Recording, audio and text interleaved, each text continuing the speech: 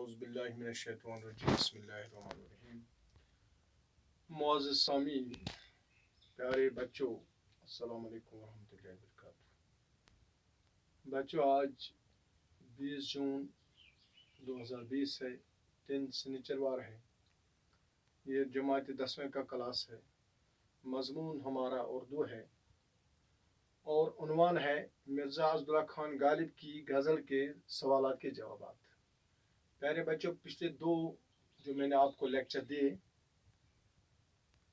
18 اور 19 کو، اس میں ہم نے 2 غزلیں پڑھی غالب کی، اور آج بچوں ہم اس کے سوالات دیکھیں گے کہ کیسے یہ سوال کیے جائیں گے۔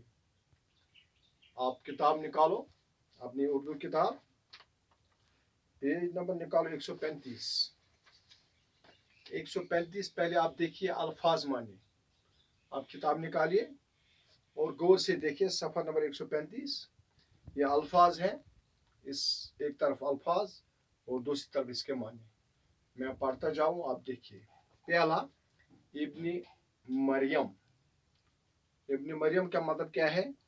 مریم کا بیٹا یعنی حضرت عیسیٰ علیہ السلام ایک مشہور برگزیدہ پیغمبر تھے۔ دوسرا ہے جنون۔ جنون کا مطلب ہے پاگل پن، دیوانگی۔ اسی طرح سے خضر، یہ ایک پیغمبر کا نام ہے۔ اس کے بارے میں نے حضرت عیسیٰ کے بارے میں اور حضرت خضر کے بارے میں جب میں نے آپ کو غزل پڑھائی تو میں نے آپ کو تفصیلاً ان کے بارے میں بتایا۔ سکندر، اس کے بارے میں نے آپ کو بتایا، یہ ایک مشہور یونانی بادشاہ تھے۔ یونان کے بہت بڑے فاتح بادشاہ تھے، خوش نصیب بادشاہ تھے، طاقتور بادشاہ تھے۔ کون؟ سکندر۔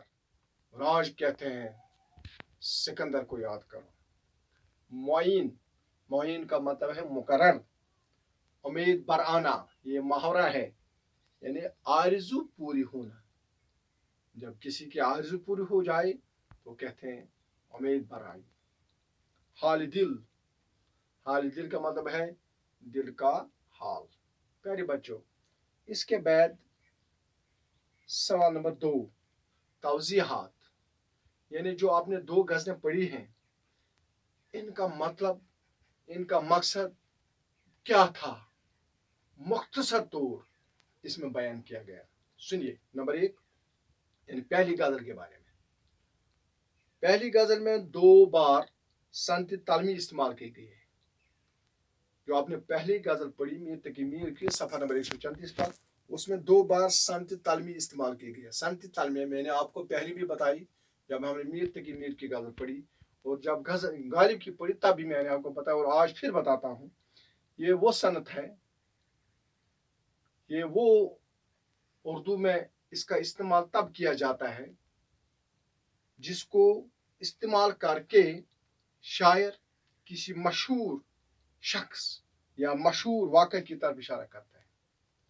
یعنی سنت تلمیہ جب استعمال کرتے ہیں تو یہ وہ صنعت ہے جس میں شاعر کسی مشہور شخص یا مشہور واقعے کی طرف اشارہ کرتا ہے، جس سے واقف ہوئے بغیر کلام ظاہر نہیں ہوتا ہے۔ یعنی اس واقعہ کو ضروری بیان کرنا ہوتا ہے، ورنہ یہ کلام، یہ بات اچھی طرح سے سمجھ میں نہیں آتی ہے۔ اور پیارے بچوں، پہلے شعر میں ابن مریم سے مراد حضرت عیسیٰ ہیں، جو اللہ سے دعا مانگ کر مردوں کو دوبارہ زندہ کرتے تھے۔ ان کا یہ معجزہ تھا، بہت مشہور معجزہ تھا، اور انہیں رب کریم نے بن باپ کے حضرت مریم کے بطن سے پیدا کیا۔ اور آپ جانتے ہیں کہ حضرت عیسیٰ جو ہیں اس کے باپ نہیں تھے، وہ بغیر باپ کے مریم کے بدن سے پیدا ہوئے، یا اللہ کا کرنا ہے۔ اسی طرح سے چھٹے شعر میں حضرت خواجہ خضر علیہ السلام اور سکندر کی طرف اشارہ ہے۔ شعر نمبر 6 جو ہے، اس میں بھی سنت تلمیہ استعمال کی گئی ہے۔ کہا جاتا ہے کہ سکندر حضرت خواجہ خضر کی رہنمائی میں कहाँ गया था, मैंने आपको तशरीह करते हुए बताया।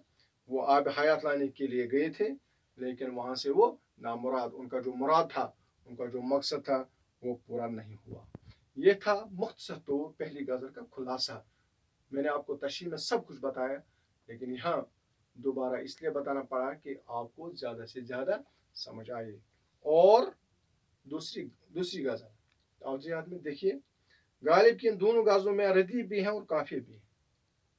मैंने आपको पहले भी बताया, और रदीफ जो अल्फाज बार बार आते हैं गजल में, शेर में बार बार आते हैं।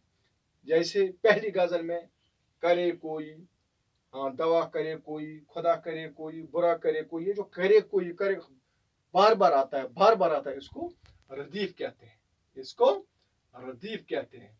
और दूसरी गजल में रदीफ कौन है, नहीं आती नहीं आती नहीं आती, इनका वजन एक है, इनकी आवाज एक है, ये इस गजल में रदीफ है। और प्यारे बच्चों, गालिब की इन दोनों गजलों में रदीफ भी है और काफी भी है। पहली गजल में ये काफी इस्तेमाल किए गए हैं। पहली गजल में कौन से काफी हैं, करे, हाँ दवा, हवा, खुदा, बुरा, खता, रवा, रहनुमा, गिला, ये इसमें काफी इस्तेमाल किए गए हैं। हम शक्ल, हम वजन और हम आवाज होने के बावजूद, हम शक्ल, हम वजन, एक जैसी शक्ल, एक जैसा वजन और एक जैसी आवाज होने के बावजूद गजलों में मुख्तलिफ माने वाले काफी इस्तेमाल किए जाते हैं, लेकिन रदीफें हमेशा यकसान रहती है। काफियां मुख्तलिफ हो सकते हैं, लेकिन रदीफ हमेशा यकसान होती है। और प्यारे बच्चों, इसी में एक गजल है हमदम कश्मीरी, आसमान था, मकान था, गीराज, गुमान था, यानी इसमें आप देखेंगे यहाँ रदीफ एक जैसा नहीं होता है। ठीक है, ये भी गजल होती है। प्यारे बच्चों, सफर नंबर 136, जिस तरह करे कोई रदीफ इस गजल में मौजूद है। मैंने अभी बताया गजल नंबर 1 में करे कोई, ठीक है, इसी तरह करे कोई रदीफ इस गजल में मौजूद है। कभी कभी गजल रदीफ के बगैर भी कह जा सकती, जिस तरह से मैंने आपको अभी हमदम कश्मीरी की गजल बताई, उसमें कभी कभी रदीफ के बगैर भी गजलें कही जाती हैं। चलो, इसके बाद सवाल नंबर 3। सवाल नंबर 3 के 2 सवाल हैं। नंबर 1, मिर्जा गालिब की गजल गोई पर मुख्तसर नोट लिखिए, जो मैंने आपको पहले दिन लिखाया भी, समझाया भी, और मैंने आपको इसी ग्रुप के जरिए सेंड भी किया। यानी गालिब की गजल की खुसूसियत क्या है, मुकाम क्या है, वो मैंने आपको भेज दिया है।